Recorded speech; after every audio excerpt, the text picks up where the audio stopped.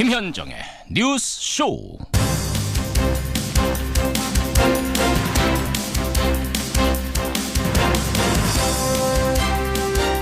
화염과 분노로 북한을 응징할 수 있다. 이 발언 정도로는 충분치 않았던 것 같다. 애청자 여러분, 밤새 안녕하셨습니까? 이제 눈만 뜨면 밤새 미국은 무슨 얘기를 했을까? 북한은 또 뭐라고 했을까? 외신부터 확인하게 됩니다. 그런데 아니나 다를까 미국의 트럼프 대통령이 밤사이에 또 한마디를 보탠 겁니다. 북한이 괌에다가 4발을 쏘겠다. 어느 지점에 떨어뜨릴 거다라는 얘기까지 하자 화염과 분노 정도론 충분히 강하지 않았다라면서 또 받아친 거죠. 지금 세계는 크게 우려하고 있습니다. 글로벌 좌충우돌인 두 리더가 지금 마주보는 기관차처럼 달리는데 하필 그 무대가 한반도라는 사실, 참으로 개탄스러운 아침입니다.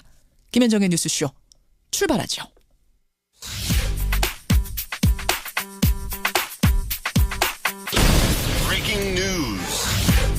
김현정의 뉴스쇼가 주목한 오늘의 포인트, 민경남 프로듀서 나와 있습니다. 어서 오세요, 민 PD. 안녕하세요. 오늘 첫 포인트 어디부터 볼까요? 미국도 시나리오 있다. 미국도 시나리오 있다. 지금 북한이 괌 주변 타격하겠다. 우리 구체적인 시나리오 있다라고 공개한 건 어젠데 미국도 북한 타격 시나리오를 갖고 있다 얘기를 한 거예요? 네. 미국 MBC 방송이 보도한 내용인데요. 미국 트럼프 대통령이 명령만 내리면 일명 죽음의 백조라고 불리죠. 전략폭격기 B-1B를 전개해서 북한의 미사일 기지 수십 곳을 타격한다. 이런 구체적인 계획을 미국이 마련하고 있다고 합니다. 그래요? 간밤에 트럼프 대통령도 북한에 대해서 강력한 경고 메시지를 내놨었죠. 선제 타격 가능성을 대놓고 말하지는 않겠다라고 하면서도 전날 화염과 분노 발언이 부족했던 것 같다. 북한은 매우 긴장해야만 할 거다라고 강력하게 경고했습니다. 근데 지금 북한이 긴장하는 게 아니라 전 세계가 긴장하고 있는 모양새입니다. 그렇습니다. 그래요. 다음 포인트 뭡니까? 박기영 논란 끝이 아니다. 박기영 과학기술혁신본부장 임명 이후에 지금 논란이 끊이질 않고 있는데 어제 기자회견을 했습니다. 황우석 사태 사과한다. 하지만 물러날 생각은 없다. 청와대 입장도 나왔죠. 긴급 브리핑까지 열어서 입장을 밝혔습니다.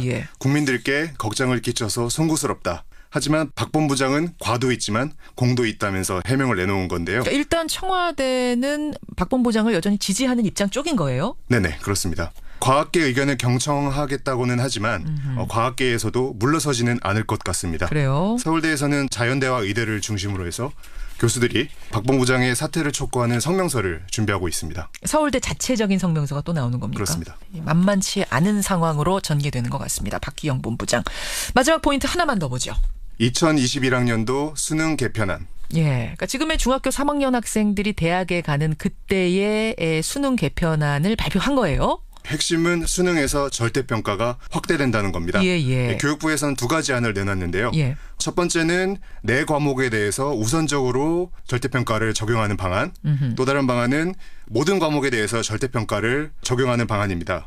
어떻게 되든 간에 절대평가는 확대되는 겁니다. 교육 현장은 상당히 혼란스러울 것 같아요. 절대평가가 강화되면 수능시험의 변별력이 사라져서 의미가 많이 줄어들 거라는 지적이 있고요. 수능시험의 의미가 상당히 축소된다. 그리고 수능시험의 변별력이 약화되면 상대적으로 학생부 종합전형이 중요해집니다. 이른바 학종이 더 중요해지죠. 학종은 깜깜이 전형이라고 불릴 정도로 합격 기준이 불투명하다는 문제점이 제기되고 있는데요. 학생부 종합전형에 대한 근본적인 대안도 마련돼야 된다는 지적이 나오고 있습니다. 여기까지 오늘의 포인트, 민경남 프로듀서였습니다. 고맙습니다. 문재인 대통령이 건강보험 보장 강화 정책을 직접 발표했습니다. 어떤 질병도 안심하고 치료받을 수 있는 나라를 만들어 가겠습니다. 선심과 인심은 다 쓰시고 부담은 국민이 지는 꼴이 되지 않을까. 건강보험 보장성 강화 대책. 이른바 문재인 케어가 발표됐죠. 핵심은 이겁니다. 미용과 성형을 제외한 의료비 전체에 대해서 건강보험을 적용하겠다. 모든 질병에 대해서 건강보험을 적용해 준다니까 2팔 벌려서 환영할 만한 정책입니다. 하지만 문제는 재원. 돈이죠, 돈. 청와대에서 말합니다. 걱정 말아라. 앞으로 10년간 건강보험료 인상률을 기존보다 높이는 일은 없을 거다. 이렇게 말을 했습니다만 이게 건강보험 재정이 5년만 지나면 바닥날 텐데 대체 어떤 대안이 있는 건가? 5년은 버틸 수 있는 건가? 이런 우려도 적지가 않습니다. 이게 대선 공약이었죠. 당연히 더불어민주당이 같이 만든 겁니다. 그래서 이분에게 질문해 보겠습니다. 국회 보건복지위 소속이세요. 더불어민주당 기동민 정책위 부의장 연결을 해보죠. 기동민 부의장님 안녕하세요. 네, 안녕하세요. 더불어민주당 성북을 출신 기동민입니다. 반갑습니다. 예. 한마디로 말하자면 미용 성형 빼고는 비급여 항목이란 자체를 없애겠다 이런 거죠? 네, 그렇습니다. 예, 참 이상적이고 좋습니다. 근데 네네. 이게 보니까 5년간 이 정부 5년만 치더라도 30조 6천억 원이 든다 이렇게 계산을 하셨네요. 예. 30조 6천억 일단 가능하겠습니까? 이번 문재인 케어의 핵심은 내용을 구체적으로 세분화하기 이전에 국민의 삶, 특히 국민의 건강은 국가가 책임지겠다라는 명확한 좌표를 설정하고 그걸 천명했다는 측면에서 대단히 큰 의미가 있다고 생각하고요. 금방 말씀 주셨던 이런 긍정적인 전망과 더불어서 이제 재원 대책 등 사회적 논의 과정들을 충분히 좀 밟아야 하는 그런 과정들이 저는 남아있다고 생각합니다. 그렇죠.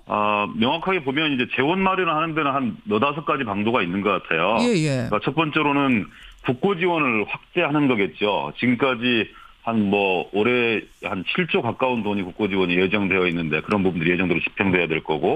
또 건강보험의 누적 적립금 한 21조 정도 되는 건데 건강보험이 가지고 있는 적립금 20조 원. 네, 그렇습니다. 이 법정 준비금이라고 얘기하고요.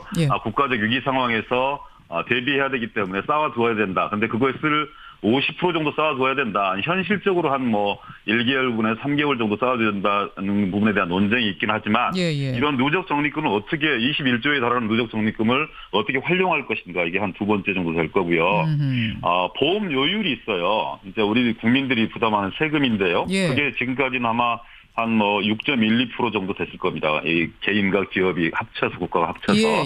근데 이제 10년간 한 3.2% 정도의 인상 요율을 가져왔는데 이건 역시 한 이후에 10년 정도도 이런 기동한 인상 요율을 초과하지 않는 범위 내에서 관리하겠다 이렇게 말씀을 주신 거고요. 그다음에 이제 보험료를 부가 기반을 더욱더 확대해서 세수를 좀 찾아내겠다 이런 방법이 있을 거고 재정 누수가 없도록 이제 건보 지출을 효율적으로 대책을 수립하겠다 이런 한 4-5가지 정도의 재원 마련 방법들이 있을 거예요. 근데 여기에서 어제 대통령께서 이제 누적 적립금에 대한 부분들 한 10조 정도 활용하겠다 이렇게 말씀을 주신 거고 국고 지원에 대한 확대 가능성 이런 부분을 염두에 두면서 이제 논의 과정들을 진행하고 있다고 생각합니다. 근데 맨날 적자라던 건강보험이 어떻게 20조 흑자 적립금이 났는가 이걸 따져보면 지난 몇 년 동안 경기가 나빴잖아요. 그래서 아파도 병원 안 가고 참는 사람들이 많았어요. 그래서 적자이던 게 흑자로 전환이 된 겁니다. 네, 그런 측면도 있습니다. 근데 이제 건강보험이 모든 질병에 적용된다 이러면은 병원에 더 많이 찾아가게 될 거고 지금 모아놓은 거 쓰는 거는 순식간일 텐데 그 다음엔 어떻게 하나 이런 우려가 나오는데요. 그래서 저는 이 논의가 그냥 하나의 건강보험 체계 개편에 대한 그리고 보장성 강화에 대한 그런 논의로 국한되어서는 안 되고 실제 국민의 삶과 건강들을 어떻게 책임질 것인지 우리나라의 보건복지 수준, 사회복지 수준 이런 부분을 어느 정도 수준에서 달성하고 관리할 수 있을 것인지 그리고 거기에서 파생되는 예를 들어서 도덕적 해이라든지 어떤 지출의 어떤 방만한 지출 이런 부분들을 어떻게 바로잡을 수 있을 것인지 국민과 더불어서 이해 당사자들인 의료계와 어떤 합의 과정들을 거쳐서 적정한 이런 이 지렛대를 만들 수 있을 건지에 대한 저는 사회적 논쟁이 본격화돼야 된다 이런 생각들을 하는 거고요. 기 의원님 말씀은 기 의원님 보시기에도 사실은 이 돈이 상당히 많이 들어가는 돈이고 좀 걱정스러운 면은 있다라는 생각이 좀 드시긴 하는 것 같아요. 분명히 걱정스러운 측면들이 있습니다. 그리고 사회적으로 국민들께서 건강보험의 보장성이 확대되는 것은 지극히 타당한 것인데 지향성과 목표는 타당한 것인데 그것을 현실에서 집행하는 과정에서 나에게 과도한 부담이 다시 돌아오는 것은 아닌가. 그렇죠. 그리고 또 그것을 엄정하게 집행해야 될 정부는 신뢰성을 가지고 국민들을 설득할 수 있는 것인가 이런 부분에 대한 종합적인 논쟁 과정들이 있는 거거든요. 맞아요. 그래서 이제 세금 문제와 관련해서 논의가 들어가 보면 우리나라 OECD 평균 그 정부에 대한 신뢰도가 한 40% 이상을 상회해 OECD 보고서를 보면 한 46% 정도 되던데 우리나라는 아쉽게도 한 정부에 대한 신뢰도가 28% 정도밖에 안 되는 거죠. 그러니까 세금의 거둬진다 하더라도 이 세금이 나의 삶의 변화를 위해서 긍정적으로 잘 쓰여질 수 있을 것인가, 여기에 대한 막연한 불안감과 불신이 저는 팽배해 있다고 생각합니다. 지금 말씀을 좀 요약하자면, 그러니까 지금 네. 누수, 잘못 쓰이고 있는 세금들을 잘 좀 전환하는 방법, 이런 방법이 대안이 되지 않겠는가, 종합적으로 가야 된다, 이런 말씀이신 거예요? 그러니까 그런 부분들도 같이 염두에 두고 국민의 신뢰를 획득하는 과정과 더불어서 예. 이런 보장성의 강화 문제, 재원 대책의 문제, 그리고 이후에 지금 또 한 곳에서는 70%도 많다, 보장성을 강화하는 70%도 많다 이렇게 얘기하고 있는 반면에 예. 아니 대선 공약은 80%인데 왜 70%밖에 하지 않느냐. 더욱더 보험료율을 높이는 한이 있더라도 그것이 개인에 대한 부담으로 가는 게 아니라 결과적으로는 개인의 의료 소비에 대한 부담들을 경감시켜내는 부분들이기 때문에 예. 이런 부분까지 열어놓고 논쟁해야 되는 거 아니냐는 시민사회 강력한 요구가 있는 것이죠. 보험료율 올려서라도 더 해라라는 요구도 있다. 알겠습니다. 그런 요구도 있는 것이죠. 자, 근데 그래서 네네. 5년간 30조 6천억 원도 지금 걱정이라고 하셨는데 사실은 그 계산도 틀렸다는 얘기가 나옵니다. 뭐냐면 실제는 그거보다 더 들 거란 얘기가 나와요. 예. 현재 비급여 항목은 3,600여 개가 됩니다. 근데 병원마다 네네. 사실은 비급여니까 다 다르게 책정이 돼 있거든요. 가격이. 네네. 예를 들어서 2인실 병실료 다 달랐습니다. 근데 이거를 네. 급여화하면서 모든 병원에다가 일률적으로 정부가 지금 책정해 놓은 만큼만 받아라 이렇게 한다는 건 사실상 불가능합니다. 문 대통령도 의료계 수가 적정하게 하겠다 지금 말씀을 하셨거든요. 예. 결국은 비급여 항목이 급여화할 때 드는 예산이 지금 계산해 놓은 것보다 더 들 게 분명하다. 상당히 더 들 거다라는 우려가 전문가들 사이에서 나오더라고요. 그러니까 이런 문제인 거죠. 사실상 가야 할 방향성은 명확한 건데, 그리고 목표치도 분명한 건데, 예. 그것을 현실화시키는 과정 속에서 부작용이 있을 수밖에 없는 거 아니겠느냐. 그리고 오히려 풍선 효과 얘기도 하는 거잖아요. 비급여 항목 3,600개를 통제한다 하더라도, 예. 그리고 어찌 보면 지금까지 보험 이 수가 속에서 이 일정하게 손해를 본다고 생각했던 의료계에서 비급여 항목을 통해서 보전되었던 측면이 분명하게 있을 텐데, 예. 그런 절차적 과정들을 봤을 때 적정한 진료에 대한 적정한 수가가 뒷받침되지 않고서 또 다시 이런 과정들이 반복된다면 결국은 또 결과적으로 비급여 항목이 늘어나서 그렇죠. 결국은 지금 정부의 대책이 빚을 바라는 거 아니냐, 이런 현실적인 우려가 있다는 걸 잘 알고 있습니다. 그래서요. 그래서 저는 정부의 의지와 못지않게 아까 말씀드렸던 제반 어려운 과정들이 지금 이제 나타나고 있는 것인데, 예상되고 있는 것인데, 그런 것을 정당 그리고 국회 이해관계 집단, 예를 들어서 의사라든지 또 시민사회단체라든지 예. 관련 노동단체라든지 이런 분들이 상당 부분 사회적 합의를 이루어내고 차분하게 의견들을 수렴해 나가면서 부작용들을 최소화시켜 나가는 방향으로 그것을 현실적으로 관리하는 게 맞지, 그런 어려움과 위험성이 있기 때문에 지금 방향을 가져가는 게 시기상조 아니냐 이렇게 얘기하는 것은 지난 이렇게 국민들한테 약속이 게 노무현 정부 때도 80%였고 이명박, 박근혜 정부 때도 75%였습니다. 그런데 지금 현실적으로 보장성은 63.4%에 불과하거든요. 그래서 가야 되는 지향성들을 명확하게 하고, 금방 김현정 의원께서 말씀 주셨던 이런 갖가지 지적사항과 우려되는 사항들은 사회적 논의 과정, 의견 수렴 과정 속에서 보완하는 방향으로 정책적 방향성을 잡는 게 옳다. 보완해야 될 부분들이 지금 상당히 보여서 이제 이런 질문들이 들어오는 건데, 하나는 실손보험에 관한 문제입니다. 현재 국민의 65%가 실손보험을 들고 있어서 그렇습니다. 비급여 항목들은 그런 혜택을 받고 있죠. 근데 다 급여화가 되면 그럼 실손보험 들었던 사람들은 어떻게 되는 건가? 어떻게 되는 겁니까? 지금 실손보험이 가구당 한 23만 원 정도 또 지출이 되고 있는 거잖아요. 그리고 또 우려가 이렇게 실손보험을 들어놨다 하더라도 또 다른 이 비급여 항목들이 생겨나면서 실손보험이 현실적으로 재기능을 할 수 없는 거 아니냐라는 우려들도 저는 있다고 생각합니다. 게다가 MRI 지금은 이제 이거 찍을까 말까 할 때 나 찍고 싶어요 하면 실손보험 들고 찍을 수 있었는데, 이게 급여가 되면 실손보험 들고 찍어달라고 해도 안 찍어줍니다. 왜냐하면 건강보험공단의 이제 관리하에 들어가기 때문에 함부로 MRI 찍을 수가 없거든요. 그럼 실손보험 든 사람들은 완전 손해 아니냐? 이런 얘기가 나오더군요. 저는 시행 과정 속에서 나타날 수 있는 우려가 좀 있다고 생각을 해요. 근데 이제 그것을 전일적으로 다 그렇게 평가할 수는 없다고 생각이 들고요. 아무래도 비용을 분담하는 분들에게, 추가 부담하는 분들에게 손해가 가는 일은 그런 일들을 없도록 해야 될 거고요. 실손보험에 들었던 분들이 보험 수가 체계로 이렇게 편입이 됨으로써 예. 파생할 수 있는 혜택들도 있을 거라고 보고요. 거기에서 금방 김영재 의원께서 우려하셨던 예. 현실에서 나타날 수 있는 이런 부작용 이런 부분들은 예를 들어 행정기관과 그리고 관리감독기관 그리고 또 어떤 이해 당사자 이런 부분들이 충분한 토론을 통해서 합의점을 찾아낼 수 있는 그런 문제라고 저는 생각하고 있습니다. 결국 민간 실손보험사들 배만 불리는 거 아니냐. 이제 재벌 손해보험사들이 최대 수혜자다 이런 얘기까지 나오던데 이건 어떻게 보세요? 한쪽에서는 그렇게 우려하고 있다고 생각합니다. 그런데 저는 좀 이렇게 달을 가리키면 달을 좀 바라봐줬으면 좋겠어요. 취지를. 파생할 수 있는 위험성은 있고 여전히 70%를 도달한다 하더라도 나머지 30%에 대한 비급여 항목들이 있는 거거든요. 그리고 그걸 개인의 부담으로 채워야 되는 부분들이 있는 것인데 궁극적으로 한 OECD 평균 기준 건강보장률 한 80%까지 가면은 금방 우려했던 많은 문제들이 해소될 수 있다고 보여지는데 근데 거기까지 가기에는 개인의 부담 이런 부분들이 증가되는 측면들이 있기 때문에 사회적 논의 과정들을 충실히 밟아나가는 그런 계기로 지금의 어떤 그 과정들을 삼아야 되는 거 아닌가 저는 이렇게 생각하고 있습니다. 알겠습니다. 이제 급여로 커버되는 게 한 70% 되기 때문에 결국 30%는 비급여이기 때문에 결국 실손보험 깨지도 못하고 가지고는 있고 이러다 보니까 결국 실손보험사들 배만 불리는 거 아니야 이런 이제 우려들을 하시는 것 같아요. 말씀하신 그 부분들 보완해야 될 부분들 현실적인 우려의 소리도 귀를 기울여가면서 이게 취재 자체는 좋으니까요. 잘 좀 만들어갔으면 좋겠다 이런 생각이 드네요. 말씀드려보면 이런 생각을 마지막으로 좀 말씀드려보고 싶은데요. 우리 사회가 복지가 확대돼야 된다. 그리고 국민의 건강을 책임지는 이런 어떤 이 책임성들이 더욱더 강화돼야 된다. 이런 부분에 대해서는 대체적으로 다들 동의하고 함께하고 있다고 생각합니다.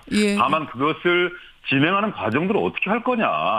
결국은 저부담 중복지로 계속 가져갈 수 있는 거냐. 아니면 중복지의 어떤 대전환을 이루어내는 사회적 논쟁 과정을 지금이라도 좀 해야 되는 거냐. 여기에 대한 차분한 시민사회 그리고 국회 정당 차원의 논의가 좀 함께 진행되었으면 하는 그런 바람들이 있고요. 그런 과정 속에서 국민적 토론, 국민적 합의 과정 이런 부분이 전제되어야 된다고 생각합니다. 여기까지 말씀 듣죠. 기동민 부위원장님 고맙습니다. 네, 고맙습니다. 국회 보건복지위 소속입니다. 더불어민주당 기동민 정책위 부의장이었습니다.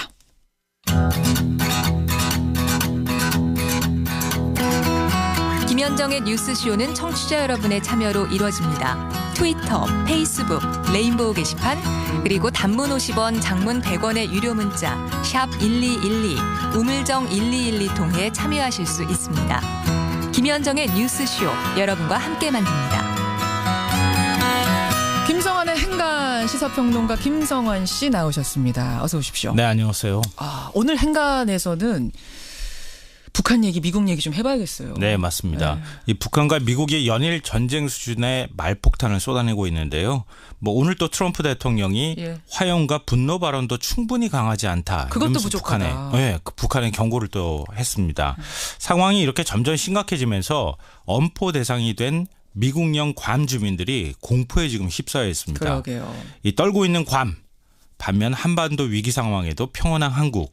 이 뉴스의 행간을 좀 살펴볼까 합니다. 제가 아는 지인이 그 외신들과 함께 이제 활동을 하는 통역을 하는 친구가 하나 있는데 그 외신들은 지금 다 한국으로 와서 취재하겠다고 난리랍니다. 너무나 한국 분위기는 어떨지. 근데 이제 궁금하죠. 한국에서는 생각보다 좀 평온하다. 우리가 제일 평온한 것 같다.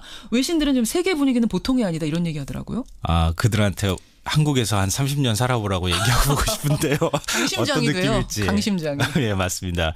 그래서 이제 외신들의 보도가 좀 엇갈리고 있는 상황인데요.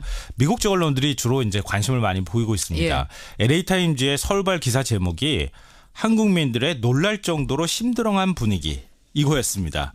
이 서울 거리에서 만난 한국 사람들의 반응은 지극히 평온했고 사재기도 없었다. 이런 겁니다.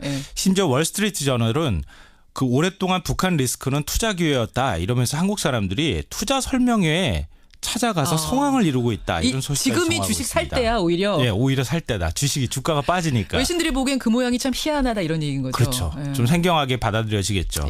하지만 괌 분위기는 전혀 다릅니다. 이 주민들은 거의 공황 상태라고 하는데요. 괌을 빠져나가고 싶다. 북한의 공격을 받을까 불안과 초조감을 지금 감추지 못하고 있습니다. 그래요? 급기야 이 렉스 틸러슨 국무장관이 괌을 방문해서 최근 놔두는 말을 그대로 들을 필요가 없다 이러면서 주민들을 달랬고요. 군 당국은 북한 미사일이 괌에 배치된 사드 방어망을 뚫을 가능성은 0.0001%다. 이렇게 얘기하면서 안심시키고 있습니다. 지금 0이 하나 빠졌어요. 0.00001이라고 했습니다. 0 4개예요. 죄송합니다. 자, 떨고 있는 괌 반면에 평온한 우리 한국. 이 뉴스의 행간 이면에는 뭐가 숨어 있습니까? 첫 번째 행간은 심리전에서 북한이 미국을 앞서고 있다입니다. 무슨 말씀이세요? 뭐 불바다, 화염과 분노, 포위 타격, 예방 전쟁 이런 말폭탄이 막 쏟아지고 있잖아요. 그렇죠. 전부 상대방을 위협하고 압박하려는 일종의 심리전이라고 할 수 있는데요. 그렇죠. 이 심리전이 강력한 무기가 되는 이유는 공포와 두려움 때문입니다. 이 북한은 괌 주민을 인질로 잡고 공포의 심리 전술을 구사하고 있는데 네. 뭐 당연히 이게 먹히고 있으니까 괌에서 그렇게 패닉 상태 같은 반응이 나오고 있겠죠. 그렇겠죠. 이 화성 12형 4발을 쏘면 일본 어디를 거쳐서 몇 초 만에 괌 어디에 떨어질 거다. 이런 액션 플랜을 공개한 것만으로도 괌 전체가 지금 흔들리고 있는 상황인데요. 예. 하지만 남한은 평온하고요. 북한은 오히려 트럼프 대통령 핵공격 위협에도 평양에서 10만 군중 집회를 열면서 결상전의 의지를 불태우고 있는 상황입니다. 그러니까 말싸움이 상대방 겁주기가 목적이라면 미국보다는 북한의 말폭탄이 훨씬 더 효과가 있다는 건 부정할 수 없을 것 같습니다. 아, 떨고 있는 괌을 보면 지금 그런 생각이 든다는 말씀이신 거죠? 네. 두 번째 행간은 뭡니까? 두 번째 행간은 까불다 죽을 수 있다입니다. 굉장히 거친 표현인데 네, 이거는 표현은 조금 그렇지만 어떤 비유입니까? 미국과 북한이 전쟁하면 누가 이길까요? 너무 당연한 결과를 제가 여쭤보는 것 같기도 한데요. 예. 누구의 최후가 더 비참할까요? 이거는 뭐 당연히 북한의 그렇죠. 최후가 비참할 거라고 생각하는 거죠. 미국도 상처를 입긴 하겠지만 북한은 거의 괴멸될 겁니다. 뭐 군사력이 비교 안 되니까요. 예. 그래서 북한은 절대 먼저 공격하기가 쉽지가 않습니다. 약자는 결과가 뻔히 보이는데 함부로 도박을 걸지는 않습니다. 하지만 트럼프의 미국은 어떻습니까? 불안정하고 예측 불가능한 트럼프 대통령이 있습니다. 예. 며칠 사이 미국 내에서는 트럼프한테 핵가방을 맡겨도 되겠느냐 이런 목소리가 지금 커지고 있는데요. 그러니까 트럼프가 충동적으로 핵가방 열어서 미사일 공격 스위치 누를지 모른다 이런 불안감이 미국 내에서 확산되고 있다는 미국 겁니다. 사람들이 불안해하는 거예요. 우리 대통령 우리가 못 믿겠다. 예, 맞아요. 진짜 핵 버튼 누르는 거 아니야? 폭탄 누르는 거 아니야? 이 생각을 한다고요. 네, 그래서 지난 미국 대선 때에도 이 핵가방 맡겨서 되느냐 이런 얘기가 나온 적이 있었거든요. 예. 그렇지만 사실 말폭탄 던질 때가 역설적으로 가장 평화로울 때일지도 모릅니다. 왜냐하면 전쟁은 예고하고 시작되는 게 아니거든요. 한국 전쟁을 보십시오. 6월 25일 새벽에 공격할 거다. 예고하고 공격하지는 아니죠. 않았잖아요. 그렇죠. 그러니까 어쩌면 트럼프 대통령이 아무 말을 하지 않는 순간 그 순간이 실제로는 가장 무서운 시간이 될 수 있을지도 모르겠습니다. 그러네요. 북한과 미국의 말폭탄 던지기 싸움. 마지막 행간은 뭡니까? 마지막 세 번째 행간은 대화의 시간이 며칠 남아있다입니다. 며칠 남아있다? 지금 북한은 당장이라도 뭐 미국을 때릴 것 같이 막 그렇게 험악한 분위기를 조성하잖아요. 예. 그렇지 않습니다. 이 김낙겸 조선인민군 전략군사령관이 괌 포위 사격을 말하면서 뭐라고 얘기했냐면요. 괌 사격 방안을 최종 완성하여 공화국 핵무력의 총사령관 동지께 보고드리고 발사 대기태세에서 명령을 기다릴 것이다. 왜 이렇게 단계가 많아요. 여러 단계가 있어요. 그것도 8월 중순까지 말이죠. 이게 무슨 말이냐면요. 8월 중순까지는 공격하지 않는다는 말과 똑같습니다. 이 얘기는 그러니까 진짜 뭐 8월 중순이냐 말이냐 9월이냐 문제가 아니라 우린 대화하고 싶다 이런 표현 아니에요. 그렇죠. 계속 미국한테 대화하고 우리 싶다. 공격하긴 하겠는데 이런 단계 다 거치고 이쯤 이렇게 될 거야라고 미리 예고하고 있는 거거든요. 그러니까 대화하자. 시간 아직 있거든. 이런 메시지를 던지고 있는 겁니다. 그러네요. 그러니까 이 대화의 시간 동안 미국과 북한이 어떻게 해야 될 것인가, 국제사회는 어떻게 해야 되고 우리는 또 어떻게 해야 될 것인가, 대화의 기회를 놓치지 말아야 한다는 거죠. 이걸 우리가 알기 때문에 이런 경험들을 많이 했기 때문에 사실 우리나라 분들은 상대적으로 평온한 거죠. 우리 시민들은 평온할 수밖에 없는 거고 네. 지금 외국에서는 다 이거 전쟁 나는 거 아니야? 정말 한반도 큰일 나는 거 아니야? 버튼 누르는 거 아니야? 이 생각을 하는 건 아닌가 이런 생각도 들어요. 네, 맞습니다. 대화하자 말로만 그칠 게 아니라 정말 대화가 이루어졌으면 좋겠고요. 혹시 지금 물매 협상하고 있는 거 아닐까요? 그랬으면 좋겠습니다. 네, 한반도의 평화가 다시 찾아오기를 기대하면서 김성환 씨 수고하셨습니다. 네, 고맙습니다. 행간이었습니다.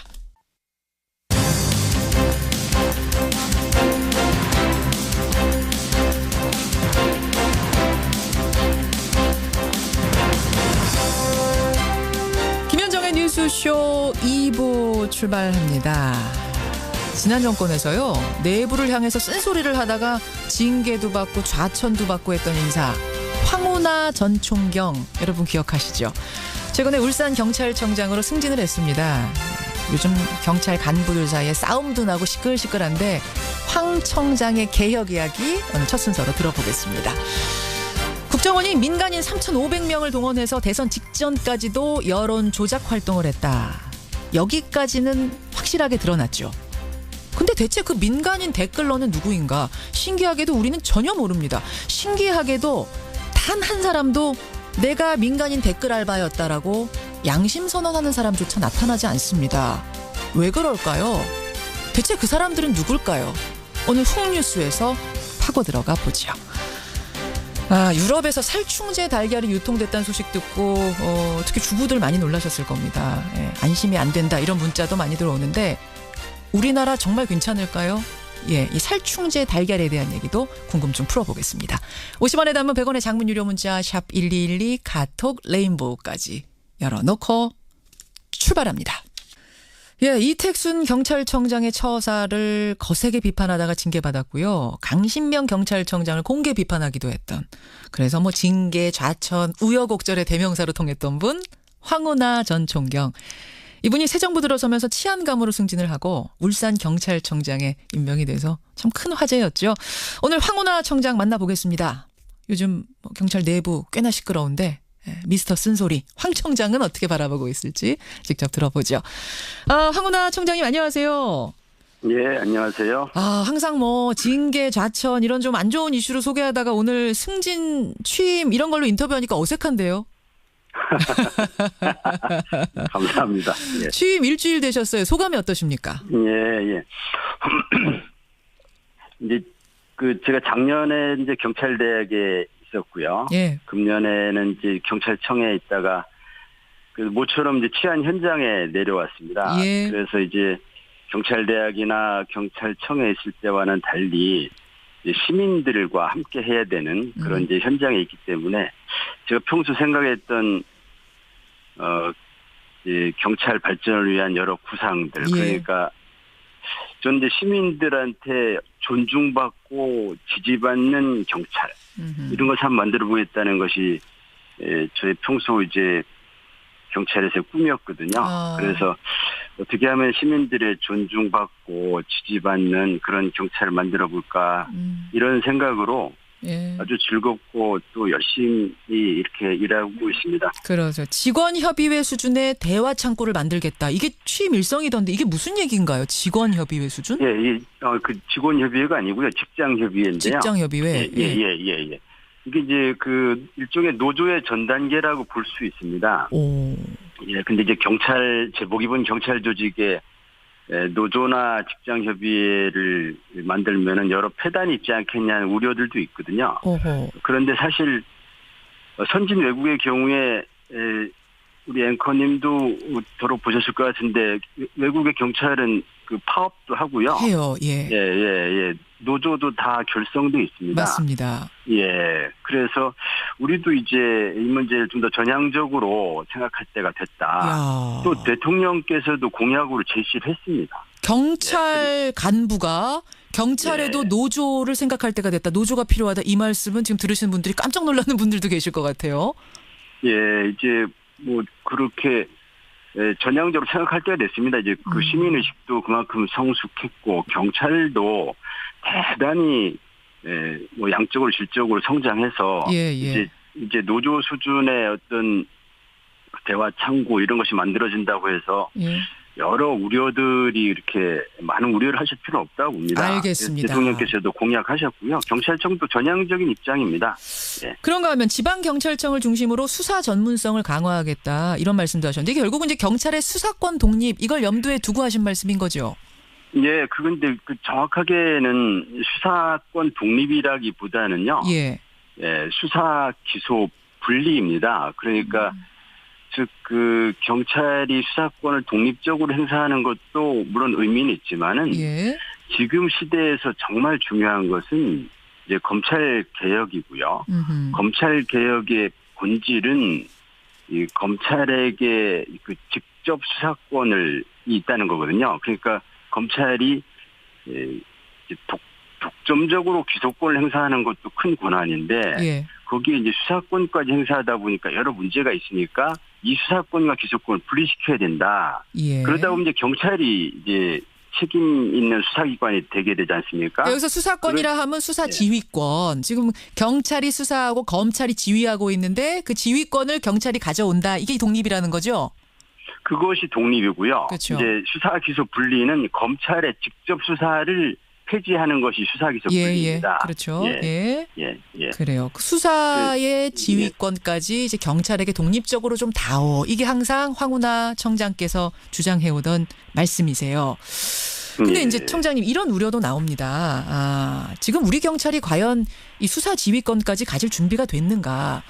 말하자면 11만 명의 엄청난 인력을 가지고 있고 정보, 대테러, 외사, 경비, 경호 이런 막강한 권한을 가진 경찰이 검찰로부터 독립된 수사권까지 받으면 그 권한은 정말 어마어마해지는데 그걸 가지고 만약 권한을 남용해버리면 어쩔 것인가? 어떻게 답하시겠습니까?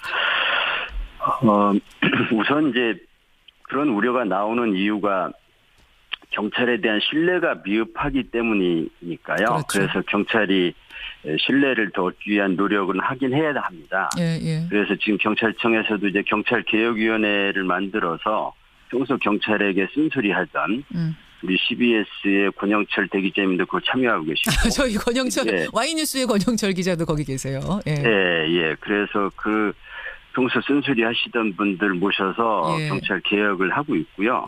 한편 이제 지금 앵커님 말씀하신 것 같은 경찰권 비대화 또는 남용 이 우려는 일정 부분은 좀 과대 포장된 부분이 있습니다. 여기서 말씀드리면 굉장히 길어가지고 짧은 시간에 말씀드리기 어려운데 어쨌든 과대 포장된 부분이 있습니다. 그런데 즉 마치 이제 수사 기소 분리 또는 검찰로부터 수사권 독립하면은 경찰이 굉장히 막강한 권한을 행사하는 것처럼 이렇게 생각하시거든요. 그런데 사실 잘 따져보면은 그렇게 막강한 권한을 행사하지 않습니다. 그리고 이제 검사의 권한이 워낙 막강하다 보니까 그 검사의 권한이 경찰로 넘어오는 거 아닌가 하는 그런 좀 어떤 착각을 하시기도 하고 또는 그런 이제 수사 기소 분리에 반대하는 분들이 경찰권 비대화론을 너무 부풀려 놨습니다.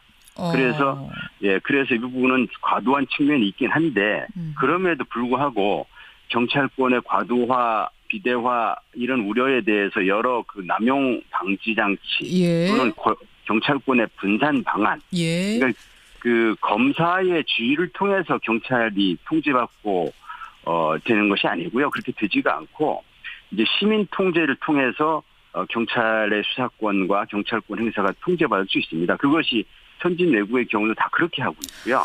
그래서 이제 그러한 통제 방안을 마련해야 되겠습니다만 무슨 정보 무슨 외사 경비 이런 것을 이렇게 그 경찰의 본연의 업무들이고 어느 경찰이든지 본연의 역할을 하는 것인데 권한의 남 지난번에 우리가 가까운 예로 물대포 사건 같은 거 생각해 보면 과연 이분들한테 지휘권까지 줘도 되겠는가 이제 막연하게 이렇게 생각하실 수밖에 없다는 상황. 또 인권 침해 사례들도 많았고요. 이런 것들에 대한 개선이 필요하지 않은가 이런 지적이 나온다는 거고. 맞습니다. 또 하나가 이제 최근에 불거진 경찰 내부 문제입니다. 조금 복잡해서 여러분께 제가 잠깐 설명을 드리자면 이철성 경찰청장이 지난 촛불 전국 때 강인철 당시 광주경찰청장한테 전화를 했답니다. 이분은 지금 중앙경찰학교 장이신데 민주화 성지 광주에 근무하니 좋으냐 비아냥거리면서 광주경찰 홈페이지에 그 민주화 성지 광주란 글을 삭제하라라고 지시를 했다라고 강인철 전 광주경찰청장이 폭로를 했습니다. 그러자 이철성 경찰청장은 나 전혀 그런 적 없다.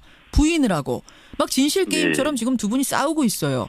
이런 와중에 강인철 전 청장이 나에 대한 보복 감찰이 시작됐다 주장을 하자 중앙경찰청에선 무슨 말이냐 이 감찰은 이 폭로 전에 이미 시작이 됐는데 강인철에 대한 비위 사실이 드러나자 오히려 강인철 이분이 물타기 폭로를 한 거다. 이게 지금 어디까지가 사실이고 어디까지가 거짓인지 국민들이 헷갈릴 정도로 진실 게임으로 간부들이 싸우고 있습니다. 어떻게 보세요? 정말 비통하기 이를 데 없고요. 뭐 참담하고요. 예. 국민들한테도 너무 뭐 정말 어떻게 말씀드리기가 어렵고 특히 우리 경찰 내부 직원들 볼 때마다 예. 너무 저도 이제 계급 높은 사람 축에 들어가서 그럼요. 예, 그래서 참 얼굴 들기 어렵습니다. 참담합니다. 또 예, 무엇보다도 이것이 이제 지금 우리 시대적 과제로 등장한 예. 이 검찰 개혁의 걸림돌이 될까봐 굉장히 두려운 마음입니다. 두렵고 예, 그래서 어쨌든 이게 지금 말씀하신 것처럼 두 분의 말씀이 다르지 않습니까? 달라요. 그래서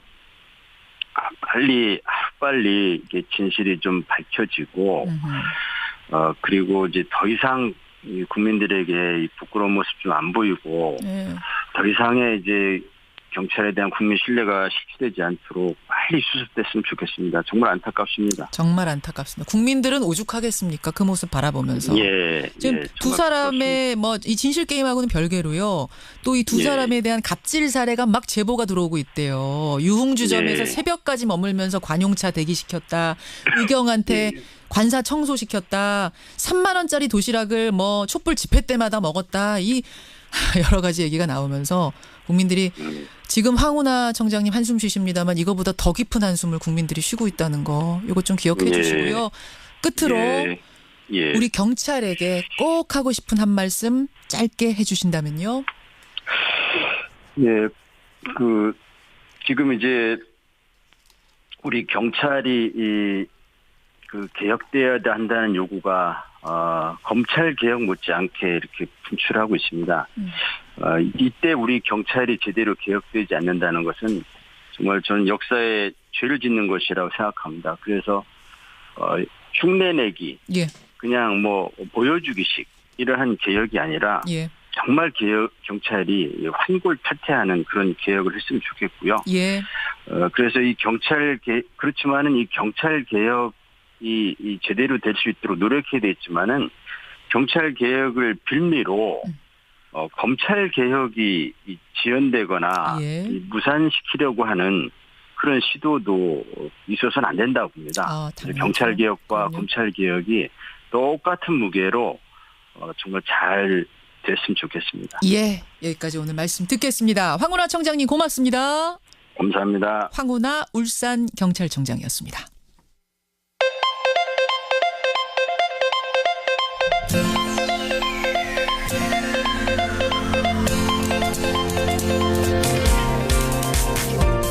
여러분은 지금 CBS 라디오 김현정의 뉴스쇼를 함께하고 계십니다.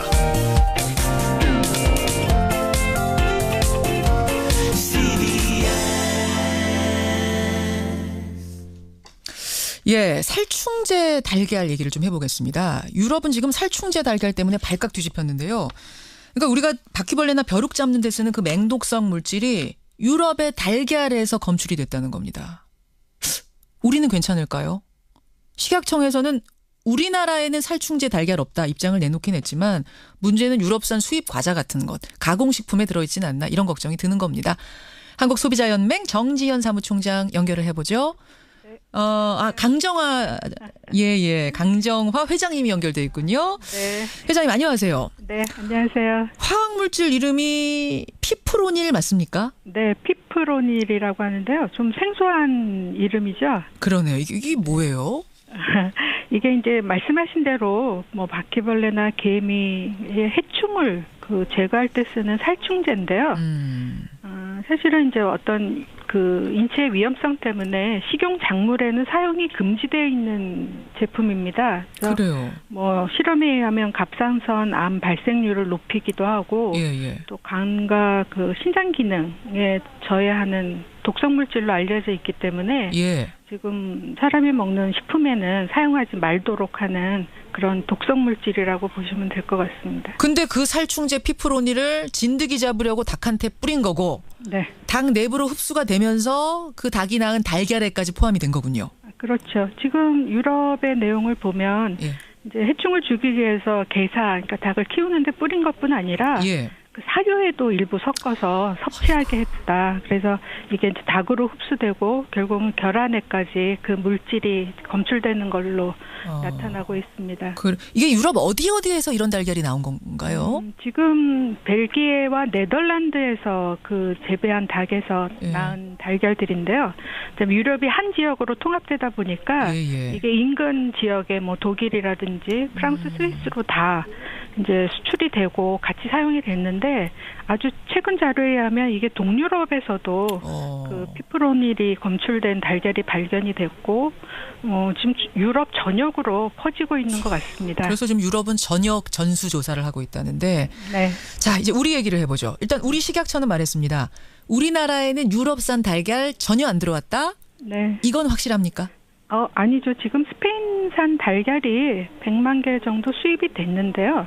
근데 아직은 이제 유럽의 그 지역에서 뭐 조사를 하거나 아니면 지금 문제가 되고 있는 그런 부분들에 대해서 스페인이 아직 거론되지는 않았고 또 하나는 이제 그 보통 외국에서 결안을 수입해 올 때 검역 과정을 거치지 않습니까? 그렇죠. 농협 그 잔류 여부를 검사를 하는 그런 시스템이 있으니까 그래서 이제 식약처에서는 우리나라의 스페인산 달걀이 수입이 됐지만 살충제 달걀이 안 들어왔다 이 얘기인 거군요. 그렇죠. 스페인산은 들어왔지만 살충제 달걀은 안 들어왔으니 걱정 마시오. 그거는 발견되지 않았으니까 유통되지 않았을 거다라고 얘기를 하고 있습니다. 그러면은 벨기에산, 네덜란드산 달걀이 들어간 가공식품, 그러니까 막 과자 같은 데다가 달걀 넣잖아요. 요거 그렇죠. 수입해서 슈퍼마켓에서 파는데 요것들도 안전하다는 식약처 말 이것도 확실한 건가요? 지금은 사실은 아직은 뭐 실제로 나왔는지 안 나왔는지 검사를 하고 그 결과를 본 것은 아니고요. 일단 뭐 지금 그 얘기하는 업체들이 아직은 뭐 나오지 않았다라고 주장을 하고 있고 지금 우리 모니터링 시스템상 발견된 적이 없어서 얘기를 하는 건데 실제로 있을지 없을지는 아직 확실하지는 않은 것 같습니다. 하긴 이것도 뭐 전수조사해 본 건 아니잖아요. 과자 풀어서. 그래서 우선 유럽산 결안이 포함된 과자류나 식품에 대해서는 판매 중지 조치를 하고요. 수거 실험을 할 계획을 갖고 있기 때문에 뭐 지금 당겨서 뭐 벌써부터 걱정할 거는 없지만 그럼에도 불구하고 소비자들은 사실 이제 식품의 성분 표시가 있지 않습니까? 그렇죠. 거기서 유럽산 결안이 포함된 그런 제품들은 일단 섭취를 하지 않는 것이 좋을 것 같습니다. 지금 청취자 7901님이 질문 주셨는데 근데 지금 이게 닭에다가 살충제를 뿌린 거잖아요. 유럽에서. 유럽에서 그렇게 뿌렸다면 혹시 우리 농가들 중에도 위험성 제대로 인식 못한 채 이렇게 살충제 사용했던 곳은 없었을까? 그 부분에 대해서는 어떻게 보시는가라는 질문? 네. 근데 사실은 우리나라가 지금 이거 굉장히 현실적인 문제 중에 하나입니다. 왜냐하면 그 닭 진드기를 제거하기 위해서 이 살충제를 쓰는데요. 그 닭 진드기의 경우는 유럽의 경우는 한 80% 정도가 발병했다고 나와 있는데 우리나라는 90%를 넘는 수준으로 나타나 있습니다. 잠깐만요. 우리나라 닭의 90%에서 진드기가 발생했다고요? 그런 조사 결과가 있기 때문에 사실 이제 닭 진드기는 전 세계적인 문제거든요. 그리고 이제 유럽보다도 더 높은 수준의 발생률을 보이고 있기 때문에 사실 닭 진드기를 없애는 게 굉장히 중요한 문제가 되고 있습니다. 그러니까 그런데 문제는 이제 개사를 아주 위생적으로 관리한다든가 어떤 허용된 약품을 쓰는 데는 많은 시간과 뭐 그러니까 뿌리는 주기라든지 뭐 이런 것들을 이제 지키려면 굉장히 어렵고 또 비용이 많이 들기 때문에 손쉽게 독성, 그러니까 이런 해충을 제거하는 물질을 쓰려는 유인이 있고요. 또 실제로 사용하고 있다. 그래서 사용하고 있는 곳도 있다? 있다라는 논란이 있었습니다. 그래요? 그래서 오늘 얘기하는 피프로닐이 실제로 이제 사용됐다라는 그런 얘기들이 이제 그 업계에서나 여러 주변에서 그러니까 그 수의 관리하시는 분들 뭐 이런 분들에서 이제 논란이 되고 있으니까 지금 사실은 피프로닐 자체는 사용 승인이 되지 않은 살충제입니다. 그러니까 쓰지 못하게 돼 있는데 이게 이제 강한 독성을 갖고 그러니까 불법으로 쓰는 곳들이 있다는 얘기. 효과가 있다라고 생각이 되니까 불법으로 사용하고 있는 거 아니냐라는 의심. 논란이 있어서 사실은 이제 이 문제가 좀 제대로 모니터링이 됐어야 되는데 그렇지 못한 거죠. 그러니까 축산물 중에 소나 뭐 돼지 같은 경우에는 잔류농약 관리가 되고 있는데 또 불구하고 닭이나 결함에 있어서는 그 부분은 소홀했거든요. 그래서 실질적으로 올해 4월경에 뭐 실험 방법도 새로 개발하고 이제부터 실험을 하겠다, 이제부터 모니터링을 하겠다라고 얘기가 됐었는데 아직 그 결과가 나오지는 않았습니다. 그러니까 사실 우리가 우리의 현황을 모르고 있는 거죠. 알겠습니다. 괜히 유럽산 달걀 때문에 우리 달걀 농가까지 타격받지 않으려면은 저는 오히려 미리미리 선제적으로 조사하고 뭐 안전한 곳은 안전하다. 문제가 있는 곳은 문제가 있다. 인증하고 가리고 가는 게 낫지 않을까 이런 생각이 드는데요. 그렇죠? 한국소비자연맹 강정하 회장 통해서 지금 유럽산 달걀에서 살충제 나온 이야기 우리는 어떤가 미리 점검해봤습니다. 회장님 고맙습니다. 네, 감사합니다. 음향 뉴스 현장. 휴가의 계절 8월 여러분 휴가들 다녀오셨습니까? 근데 여름 휴가가 먼 얘기처럼 느껴지시는 분들 계세요. 바로 우리 부모님, 어르신들입니다. 형편이 안 돼서 꿈도 못 꾸고 또 자식들이 휴가 떠난 동안에도 손주 육아하느라 제대로 모시는 분들이 그렇게 많답니다. 어르신들의 여름 휴가 거리로 나가봤습니다. 이번 정류소는 종로 3가입니다. 먹어요. 장문을 받아라. 보내셨어요, 휴가?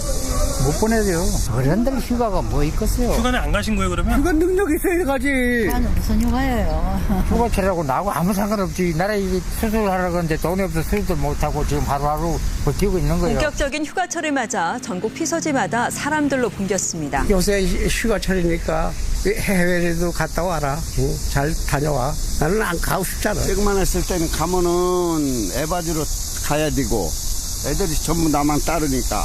배는 손주들 노는 거 그거 쫓아다니는데 뭐 배려가 되고 뭐 거기서 따라다니는 것도 힘들고 더우니까 오히려 집에 있는 게 제일 나을 것 같아.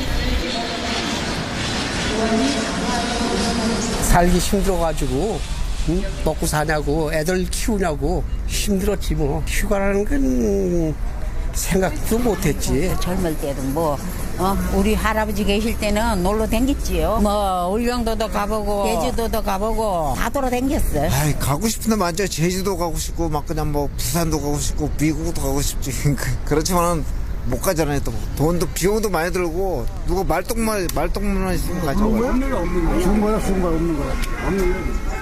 자녀분들이 뭐 휴가 가자고 또 안 하세요? 글쎄 뭐 가자고 그래도 젊은 사람들끼리 자기네 식구끼리 애들 데리고 가야지. 우리 아들 가자 소리도 없고 나이가 또 능력이 되면 야 돈 내가 댈게 가자 하면 좋은데 또 그럴 형편도 아니고 뭐 어디 안 가도 나 그냥 이것으로 만족해. 나는 더 안 바려. 뭐 꿈꾸는 여행지라도 있으세요? 꿈꾸는 여행지? 더울 때는 시원한 데로 가면 좋지. 바람이지 뭐. 돈만 있으면 하와이도 가고 제주도도 가고 다 가고 싶은데 말씀이 참 아프게 들리네요. 평생 먹고 사느라 바빠서 못 가고 이제는 자식들 손주들 돌보느라 못 가고 그래요. 어르신들이 꿈꾸는 최고의 휴가는요. 뭐 어디 멀리 떠나지 않더라도 자식들과 함께 시간이라도 좀 보냈으면 좋겠다. 또 이런 말씀하시는 분도 계시네요. 어르신들의 여름 휴가 음향뉴스 현장이었습니다.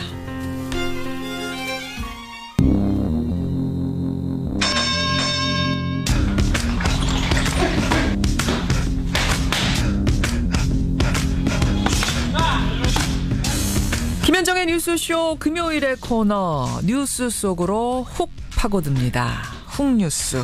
오늘도 김정훈 기자 나와 있습니다. 어서 오세요, 김 기자. 네네. 오늘 훅뉴스는 어떤 얘기를 좀 담아볼까요? 네, 먼저 뉴스 리포트를 듣고 시작해볼까요? 예. 이명박 정권 시절 국정원이 정치와 선거에 개입하기 위해 민간인 3,500명을 동원해 인터넷과 SNS 여론을 조작한 사실이 밝혀졌습니다. 무려 30개 팀, 팀원은 3,500명이나 됩니다. 국정원은 이들 민간인 댓글팀 인건비로만 매월 3억 원을 지출했습니다.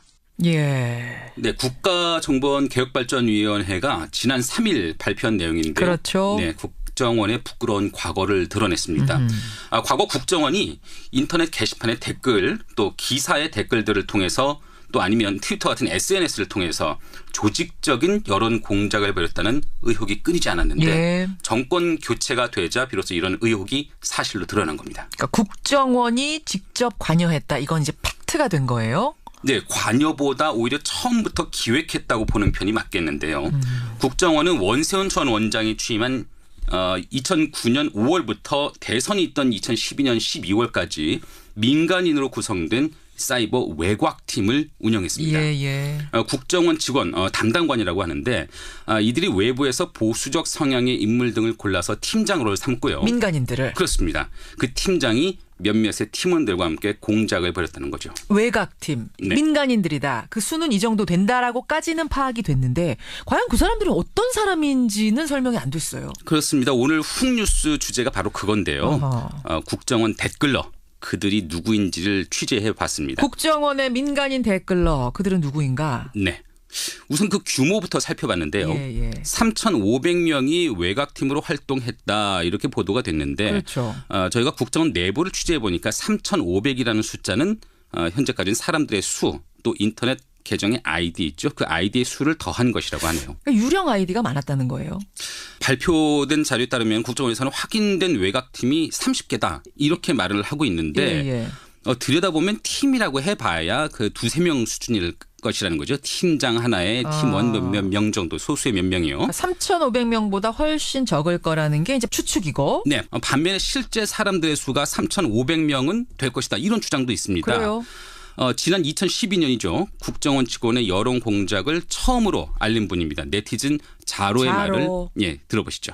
3,500명이란 인원수가 불가능한 숫자는 아닐 것 같다는 그런 의견을 가지고 있습니다. 구구단체라든가 그런 사람들에게 조직적으로 이렇게 뻗쳐 있기 때문에 인원이 그렇게 많아진 건지는 조금 더 분석을 해봐야겠지만은요. 국정원이 원하기만 한다면은 그 정도의 인원을 풀어서 관리할 수 있지 않았을까. 국정원이 원하기만 한다면 그 정도 인원 풀어서 관리할 수 있었을 거다. 불가능하지 않다는 거죠. 게다가 아까 매달 들어간 관리비가 3억 원이라면서요. 네네. 그렇다면 3,500명을 굴렸을 가능성이 실제로 있다라는 게 이제 자로 추측. 네.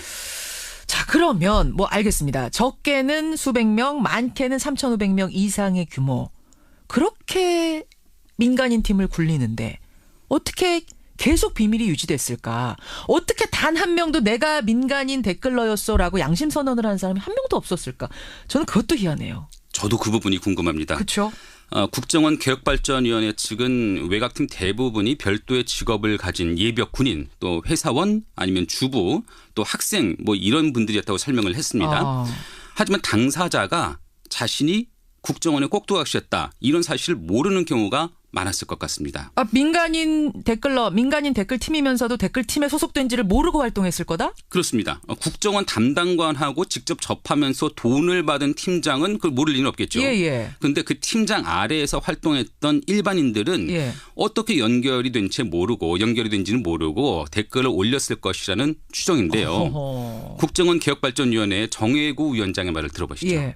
민간인 팀장 밑에서 댓글 작업을 한 사람들은 아마 이게 국정원에서 시킨 것인지 아닌지를 잘 몰랐던 것 같아요. 왜냐하면 민간인 팀장이 사람들을 모아서 했기 때문에 그러다 보니까 뭐 그런 얘기들이 외부에 좀 덜 나왔는 게 아닌가 그런 생각이 듭니다. 그러니까 이게 다단계 피라미드네요. 말하자면 그렇게 볼 수 있습니다. 국정원하고 직접 거래하는 몇 명은 알지만 다른 사람들 계속 다단계처럼 피라미드로 연결된 밑에 사람들은 몰랐을 수도 있다. 가능성이 있다는 거죠. 그래요. 그러면은 국정원 댓글 작업에 참여한 그 민간인은 아직 한 명도 확인이 안 된 겁니까? 근데 적어도 한 사람 정도는 알 수 있을 것 같은데요. 누굽니까? 한국자유연합의 김성욱 대표입니다. 김성욱 대표요? 보수 성향의 시민단체를 이끌고 있죠. 근데 그분이 2008년 말쯤에 알파팀을 구성한 뒤에 정권을 옹호하는 인터넷 글 게시 활동을 해온 것으로 알려져 있는데 국정원은 알파팀이 사이버 외곽팀 중 하나였다고 밝혔죠. 저희가 김성욱 대표와 직접 만나보고 전화도 해봤는데 본인이 알파팀을 운영했다는 사실 그 자체를 부인하지는 않습니다. 그런데 국정원과의 관계에 대해서는 여전히 선을 긋고 있더라고요. 그러니까 조금 전에 말한 그 팀장급이 바로 이 사람이 되는 거군요. 그렇게 추정해 볼 수가 있는 거죠. 근데 막상 전화해 보니까 또 다른 얘기를 해요? 한번 들어보실까요?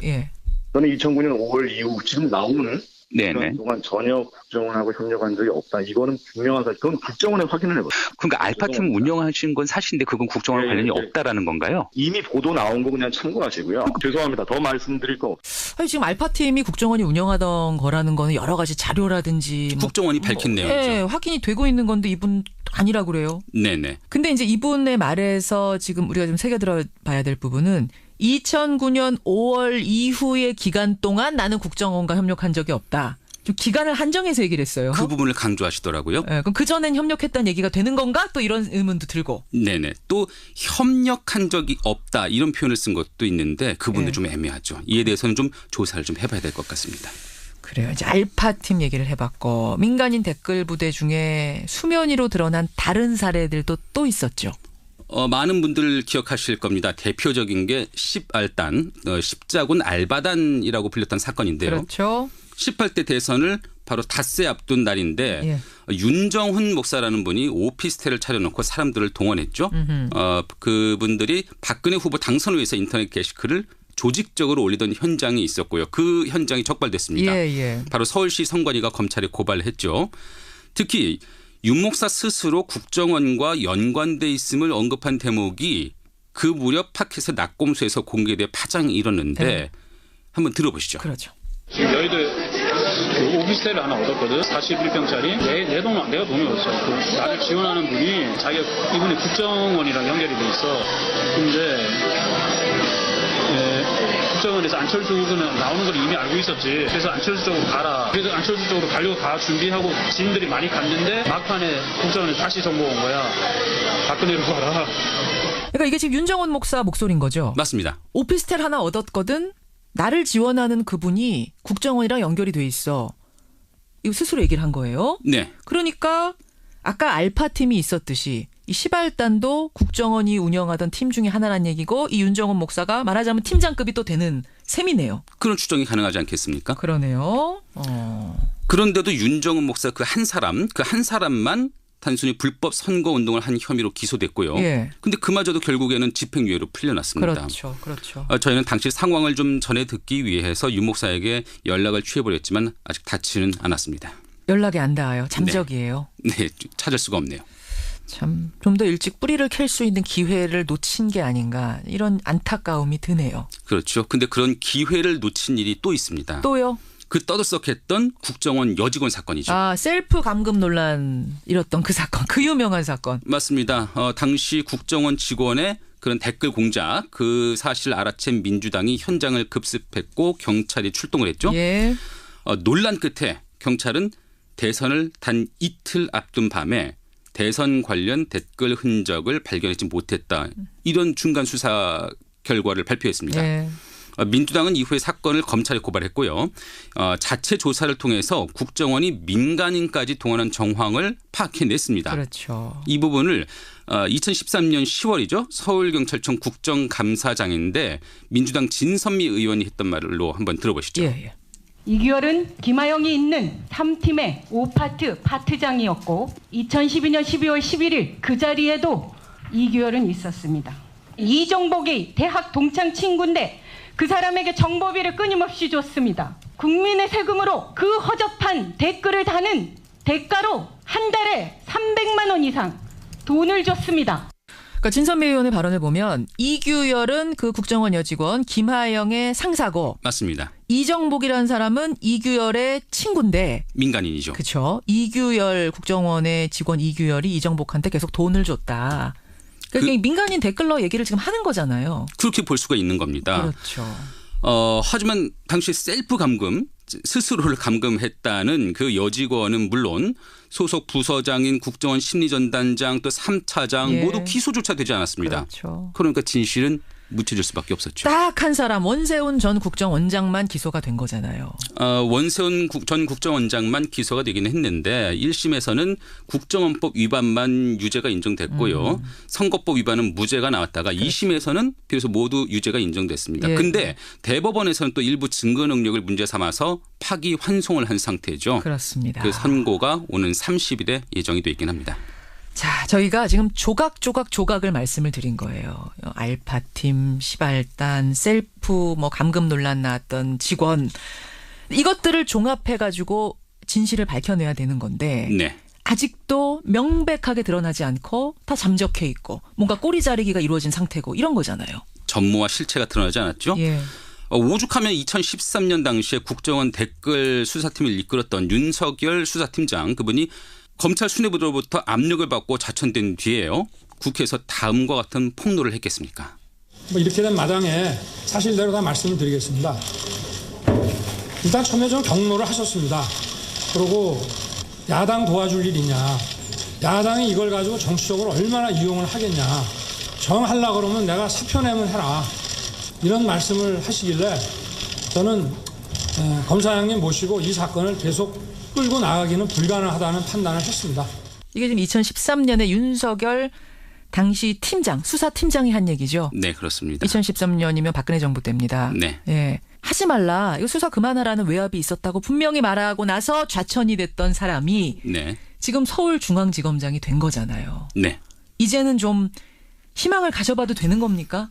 또 어제 검찰 인사에서는 함께 수사를 했던 국정원 댓글 수사팀 검사들 역시 그 서울중앙지검으로 합류를 했더라고요. 예, 예. 그래서 이 점에서 볼 때 당시 수사팀하고 또 국정원의 적폐 세력 간에 2라운드가 시작될 것 아니냐 이런 전망이 나오기도 했는데 예. 좀 많이 늦긴 했죠. 늦긴 했죠. 아직 전체를 밝혀내지 못하고 전체 퍼즐을 맞추지 못한 그 퍼즐을 맞출 때가 됐네요. 그렇습니다.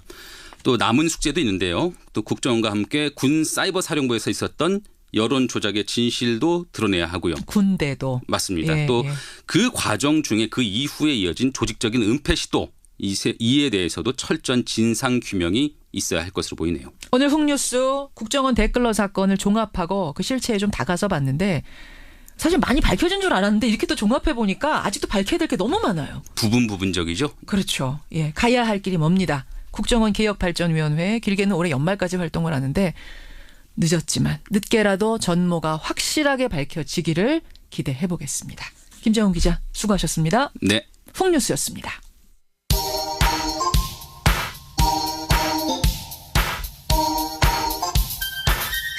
김현정의 뉴스쇼 CBS 라디오와 함께하고 계십니다. 저는 퇴근길 시사자키 정관용입니다. 청취자 1072님, 경찰 조직도 검찰만큼이나 뼈를 깎는 혁신이 필요하다. 예, 황운하 울산청장과의 인터뷰 들으시고 문자 주셨고, 박진섭님, 경찰에게 더 많은 권한이 부여된다면, 그러니까 수사 지휘권이 부여된다면 어떻게 통제하며 관리할지 명확히 보여줘야 한다 하셨어요. 9528님도 이분은 검찰개혁, 경찰개혁 중요한 만큼 법원개혁도 중요하다. 좋은 지적 고맙습니다. 유럽산 달걀 얘기 들으시고는요. 많은 분들이 그 수입업체 말에만 의존해서 유럽산 달걀 들어간 과자 괜찮습니다. 이렇게 결론 내렸다는 건 좀 황당하다, 불안하다 이런 문자 들어오고 있고요. 계란과 달걀 중에 뭐가 맞습니까? 둘 다 표준어 맞습니다. 근데 이제 계란은 한자어고요. 달걀은 순 우리말이고 요 차이입니다. 편할 대로 쓰시면 돼요. 근데 이왕이면 순 우리말이 낫겠죠. 근데 아까 소비자연맹 회장님이 자꾸 결란이라고 하셔가지고 3492님이 계란 아니고 결란이 맞나요? 이렇게 물으셨는데 결란은 이게 경기도 사투리랍니다. 계란이 맞습니다. 경상도 사투리를 많이 고치신 권영철 선임 기자 어서 오십시오. 안녕하십니까. 서울에 얼마나 사셨죠? 뭐 20년 넘었죠. 이제 서울말 거의 쓰세요. 자, 오늘 와이뉴스 뭐 가지고 오셨어요? 부산국제영화제와 관련된 얘기입니다. 네. 부산국제영화제 김동호 이사장과 강수현 집행위원장이 최근 1년의 사태에 책임을 지고 물러나기로 했죠. 사퇴를 동반 사퇴하기로 했습니다. 강수현, 김동호. 예. 뭐 저희 김동호 이사장은 사실 부산국제영화제를 키워온 상징 같은 분이고, 그렇죠. 우리 강수현 집행위원장은 뭐 말이 필요 없는 배우로서 한국 영화를 대표하는 분이잖아요. 예. 근데 이제 물러나기로 했으니까 오늘 강수현은 왜 부산국제영화제를 떠나나 이렇게 주제를 정해봤습니다. 왜 떠나나 사실은 좀 놀랐습니다. 이 뉴스 보고. 네. 일단 언제 사퇴하겠다고 밝힌 거죠? 10월 21일 부산국제영화제 폐막식을 끝으로 사퇴하겠다는 겁니다. 지난 8일 이제 보도자료를 통해서 사퇴 입장을 밝혔는데 딱 세 줄짜리 이유였습니다. 첫 번째는 최근 1년의 사태에 책임을 지고 사퇴하기로 했다. 네. 두 번째는 어떠한 경우에도 영화제는 개최돼야 한다는 확신에서 2달도 채 남지 않은 올해 영화제를 최선을 다해 개최한 다음에 10월 21일 영화제 폐막식을 마지막으로 영화제를 떠나기로 했다. 예. 세 번째는 올해 영화제가 성공적으로 개최될 수 있도록 영화계와 국민 모두의 변함없는 성원과 참여를 부탁드린다. 예. 이게 답니다. 올해. 네. 발음해보세요. 올해. 예. 친근하고 좋습니다. 예. 그래 올해까지는 하고 물러나겠다라고 네. 하면서 최근 1년의 사태에 책임을 진다 이렇게 얘기를 했어요. 예. 최근 1년의 사태란 게 뭡니까? 지난 7일 부산국제영화제 사무국 전 직원 1동의 연명으로 발표한 성명서가 있는데요. 성명의 내용은 김동호 이사장과 광수연 집행위원장을 불신임하는 것이 핵심입니다. 그렇죠. 예. 예. 사무국은 성명에서 부산국제영화제는 2014년 영화 다이빙벨 상영을 빌미로 박근혜 정부를 위시한 정치 권력에 의해 철저히 농락당했다. 그러나 부산국제영화제 탄압에 대해서 가해자는 그 누구도 책임지지 않았고 피해자는 명예회복을 위해 악전고투하고 있으며 사무국 직원들이 입은 상처는 아물지 않고 있다. 이런 성명이 붙은 겁니다. 예. 그리고 다이빙벨 영화 상영 직후부터 시작된 부산시와 감사원의 전방위적인 감사와 거의 1년 동안 융단 폭격처럼 영화제 사무국을 초토화시켰다 이렇게 예. 얘기를 했고요. 그러니까 지원금은 절반으로 줄였죠. 수명수 부산시장은 이용관 집행위원장을 검찰에 고발해서 영화제로부터 내쫓았다. 참 부산 영화제가 겪었던 그 고통의 시절 생각하면은 그 기간을 생각하면 정말 지금도 아파요. 그 잘 나가던 부산 영화제 우리의 자랑이던 것이 세계 5위까지 갔죠. 그럼요. 예. 그러면서 이제 김동호 이사장과 강수현 집행위원장에 대한 사퇴 요구까지 있었던 겁니까 성명에? 성명에는 두 사람의 사퇴를 주장하는 내용은 들어있지 않습니다. 그래요. 사무국 관계자도 어제 전화통화에서 성명서 어디에도 김동호 이사장이나 강수현 집행위원장의 사퇴를 요구하는 내용은 없다라고 분명하게 얘기했습니다. 예. 실제로 성명에도 뭐 그렇게 쭉 읽어봐도 소통 의지가 제대로 보여지지 않았고 뭐 문제를 푸는데 한계가 있었다 이런 얘기들이었지 예. 사퇴를 얘기하진 않았습니다. 그래요. 그럼에도 불구하고 네. 사퇴하겠다라고 결정을 한 거네요. 그렇습니다. 왜입니까? 첫 번째는 영화에서는 주연 배우였지만 부산국제영화제에서는 주연이 아니었기 때문이라는 분석입니다. 그게 무슨 말씀이세요? 배우 강수현 씨는 아까 말씀드린 대로 한국 영화계를 대표하는 주연 배우잖아요. 예. 부산국제영화제에서 집행위원장은 영화의 주연 배우와 같은 역할입니다.